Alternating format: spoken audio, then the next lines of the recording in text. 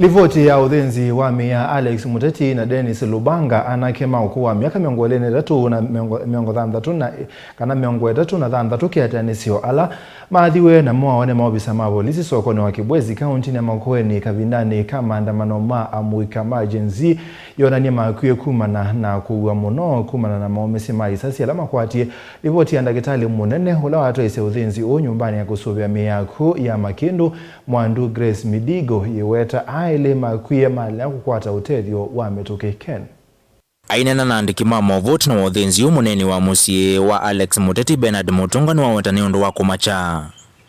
Kuna ndo wa maisi mathayo momoko ne mama ofisa ma polisi alama ile kusesea na kusuvia mali na mathayo ma mwene nthi wa nthi ya Kenya.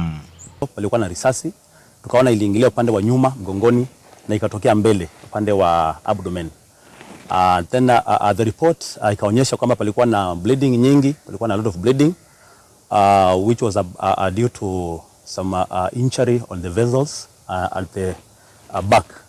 Kisha daktari akatuambia hiyo ndio ilisababisha mauti ya kijana wetu Alex Muteti. Bernard Mutunga lani yango wa mututia Alex Muteti ya yumani ya kwa vanene tambia maofisa ama polisi kudhama itumia vidha mwingi kuveta kiasi kuvalanya andamani.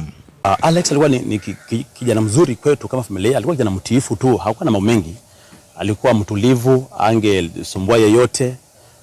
Alex alikuwa akipata kibarua anafanya, kama Kibwezi alikuwa anafanya kibarua pale, anasaidia nyanyake kuuza kwenye kibanda. Na tulikuwa na mpango aende college mwaka ukienda kuisha ama mwaka ujao. Ni uchungu sana kupoteza kijana kama mzazi kama kijana wangu. Nasikia vibaya. It is really disheartening to see how they treat people. That is very bad. So we feel bad as family. Tunakashifu hilo jambo sana. Utena ke kule serikali naende yenda kivadhoko nyota mauvia wa kudhomi wadhokomiwa maofisa ma polisi wa aipoa kuwekithia nema kwata aki. Tunaomba serikali iweze kuchunguza hili jambo na watupe msaada wowote ambao utapatikana ili kijana wetu Alex aweze kupata haki. Kama familia tunalilia serikali iweze kutusaidia tupate haki, na shirika lolote ambalo wana uwezo pia wanaweza kuja kutusaidia ili tuendelee na case legal process. Ni jambo ambalo ni ngumu, kama familia hatuna uwezo mwingi wa kuenda kutafuta lawyer, kufanya mambo mengi ya kwenda kotini.